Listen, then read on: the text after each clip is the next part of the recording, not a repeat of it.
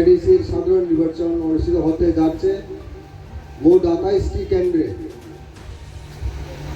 এই কেন্দ্রে সবকটি আসনে আমাদের ত্রিপুরা মাথা প্রার্থী রয়েছে এবং এই প্রার্থীকে জয়যুক্ত করার জন্য সকল আমাদের কর্মী নেতা সকলেই মাঠে নেমে পড়েছে।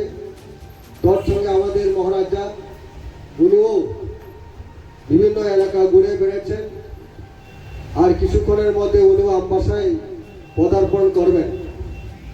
আমি এখনই একটা মেসেজ পেয়েছি, উনি গন্ডাছড়া থেকে আমবাসার অভিমুখে রওনা দিয়েছে। বন্ধুগণ, এই নির্বাচন অত্যন্ত তাৎপর্য নির্বাচন, কেননা আপনারা নিশ্চয় জানেন রাজ্য সরকার বিজেপির নেতৃত্বে বিজেপি সরকার, আমরাও সরকারের মধ্যে রয়েছি। তাহলেও আমরা জানি এই সরকার সঠিকভাবে মানুষের দিশা দেখাতে পারছে না। আমরা এককভাবে লড়াই করেছি নির্বাচনে, কারণ আমরা জানি এই রাজ্যের বিজেপি দল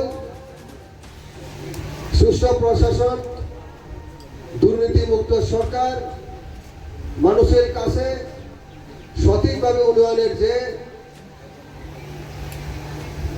কাজকর্ম সঠিকভাবে পুষে দিতে পারছে না।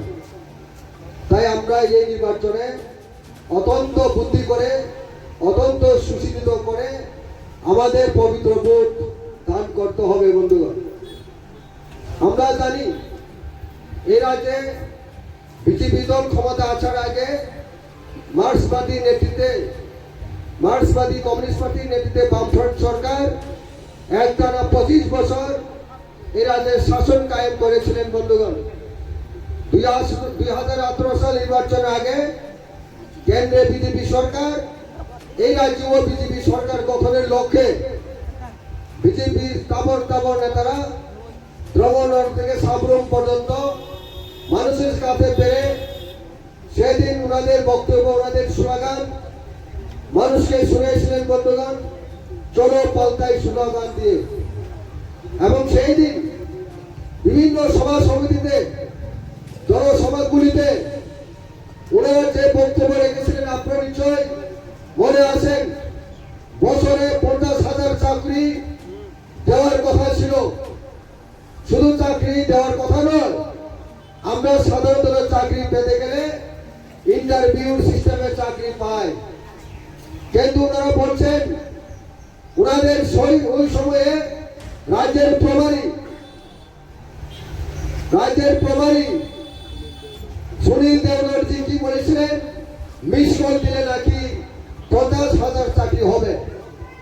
আজকে 8 বছর পেরিয়ে গেছে। বন্ধুগণ, যে 50,000 চাকরি হয়েছে, আপনাদের ঘরের ছেলে মেয়েরা, আমাদের ঘরের সন্তানরা কি চাকরি পেয়েছে তা আমাদের বুঝতে হবে। বন্ধুগণ, এই বিজেপি সরকার শুধু তাই নয়, বৃদ্ধ ভাতা থেকে আরম্ভ করে আমাদের পুরোপুরি যারা বয়স্ক ভাতা, তাদের যে সোশ্যাল সিকিউরিটির যে তাদের যে পাওনা টাকা সেটা স্মৃতি কমাবে। আপনারা সেই কথা অবশ্যই মনে আছে। আমাদের বিধবা ভাতা কি বেড়েছে? তাই আমরা জানি বন্ধুগণ, এই বিজেপি দল একটা জুমলাবাদী দল, এই বিজেপি দল মিথ্যাবাদী একটা দল। শুধু তাই নয়, একটার পর একটা তাদের কথা একটাও অক্ষর করে তারা পূরণ করতে পারেনি। চূড়ান্তভাবে ব্যর্থতা পরিচয় দিয়েছে সারা 8টা বছরে। তাই বন্ধুগণ, এই বিজেপি দল যদি আপনাদের ভুল বুঝিয়ে, যদি আপনাদের ভুল আদায় করে, আমাদের ভবিষ্যৎ কি হবে? আমাদের বর্তমান প্রজন্ম ভবিষ্যৎ প্রজন্মের অবস্থা কি হবে? এটা সহজে অনুভব করা যায়। কোনোদিন ভালো হবে না, কোনোদিন রাজ্য ভালো হবে না।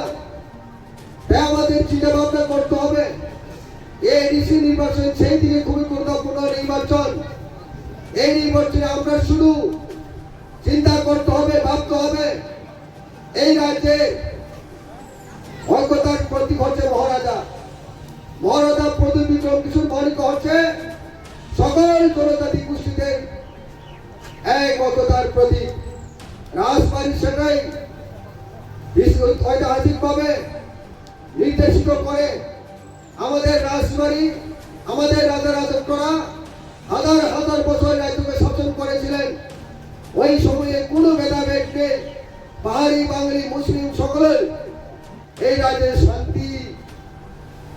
শান্তি জীবন যাপন করতে পারতেন। কিন্তু আজকে এই বিজেপি দল শুধু ত্রিপুরাতে নয়, সারা ভারতবর্ষে হিন্দু মুসলিম লাগানোর জন্য, দাঙ্গা বাঁধানোর জন্য সব সময় রাজনীতি করে থাকেন, উস্কানি দিয়ে থাকেন। বন্ধুগণ, তাই আমাদের বুঝতে হবে এই বিজেপি দল মানুষের জন্য মঙ্গল নয়।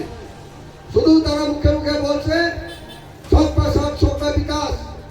কোথায় বলুন সবকা সাথ সবকা বিকাশ? তাহলে কেন এত বৈষম্য? তাহলে কেন খুনাখুনি? তাহলে কেন পাহাড়ি বাঙালি? তাহলে কেন হিন্দু মুসলিম? শুধু মুখে বলছে সবকা সাথ সবকা বিকাশ, সবকা প্রয়াস।